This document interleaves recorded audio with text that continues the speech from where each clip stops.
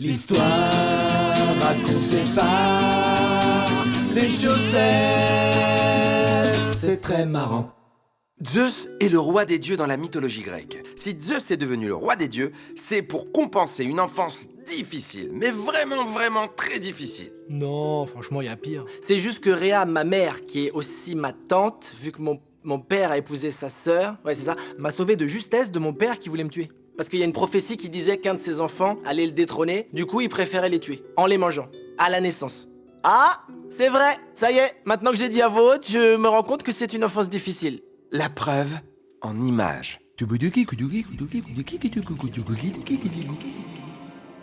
T'attends? Bah, pourquoi tu m'appelles comme ça, mon cœur? C'est un mélange entre tati et maman, vu que je sais pas quoi choisir. Non, mais reste sur maman. Ok, maman, pourquoi papa est venu manger? Parce qu'un prophète lui a dit qu'un de ses enfants allait prendre sa place de roi des titans. Ah, d'accord. Et il est devenu quoi, le prophète? Elle l'a mangé. Ah oui, il est très repas, donc. Tu parles, dès que je fais à manger, il touche quasiment à rien.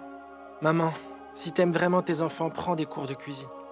Zeus a pu survivre grâce à Rhea, qui donne à la place de son enfant un rocher dans une couverture.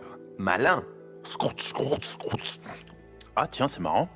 Ce bébé était plus croustillant que les autres. Mais tu veux que ce soit quoi, mec? Un rocher dans une couverture? Bon, ça va, t'énerve pas, je disais ça comme ça. L'astuce de Rhea, couplée aux bonnes dents de Cronos, permirent à Zeus de survivre. Quelque temps plus tard, Zeus vit sur l'Olympe avec plein d'autres dieux. Il y a entre autres Dionysos, le dieu du vin et de la fête, Quelqu'un des Dolibranos. Hermès, le messager des dieux, Zeus, vous avez une missive. Annoncez-moi la nouvelle. Voulez-vous agrandir votre pénis? Et allez, encore un spamos. Athéna, la déesse de la guerre. Et de la sagesse. Ouais, ça se voit, ouais. Poséidon, le dieu de la mer. Ah, mais c'est ça qui sent. Aphrodite, la déesse de l'amour et de la beauté. Et des abeilles? Ah bon? Comment ça, des abeilles? Non, j'ai menti. Mais j'en ai marre d'être réduite à mon physique. Ou encore Héphaïstos, le dieu du feu. Les gars, quelqu'un veut des chipolatos? Un beau jour, Zeus apprend que les humains se conduisent comme des humains. Voilà, c'est-à-dire qu'ils très mal, méchants. Ils tuent, ils trahissent, ils volent, ils mangent gras. Ce qu'il résume en pensée divine par... Ils font n'importe quoi. C'est pourquoi il décide de descendre sur Terre. C'est dur à dire.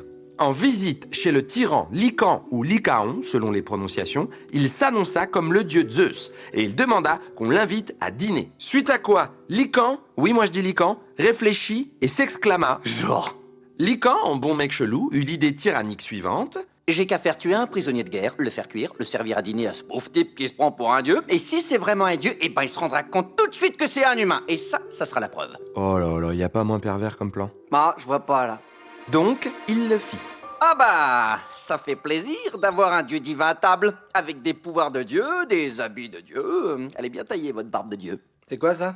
Ça, eh ben, c'est le dîner. C'est de la bonne vache, de l'excellente vache non humaine, digne d'un dieu. Non, mais on va arrêter les histoires de vaches, tout ça. Hein. Moi, je mange pas d'humain. Oh, ma divinité grecque! Tu disais donc vrai, t'es un vrai dieu! Comment as-tu su déjouer mon plan machiavélique? Bah, c'est plutôt rare une vache qui porte des sandalettes. Nom de Zeus! Ta perspicacité est bien digne de ton rang. Il fallait bien un tel test pour affirmer que tu étais bel et bien un dieu. Non, mais vous avez complètement craqué, les hommes. Hein. Tu pouvais pas juste faire à quel chiffre je pense comme test? Ouais, mais la cuisine, c'est mon hobby. Ah, faut que je te présente à quelqu'un. Et c'est ainsi que fut créée une partie de la légende de Zeus et le véganisme, ainsi que la chanson « C'est plutôt rare une vache avec des sandalettes ». Ah oui. 3, 4, c'est plutôt rare une vache avec des sandalettes. C'est plutôt rare une vache en chaussures à pompons. C'est plutôt rare une vache qui porte des petites soquettes. Et c'est pour ça qu'on a créé cette chanson. Cette chanson, c'est plutôt rare une vache avec des sandalettes. C'est plutôt rare une vache en chaussures à pompons. C'est plutôt rare une vache qui porte un joli pull. Et c'est ça qu'on fait avec tout l'argent du nul. L'argent du nul. En tout cas, d'après des chaussettes. 3, 4, c'est plutôt rare une vache avec des sandalettes.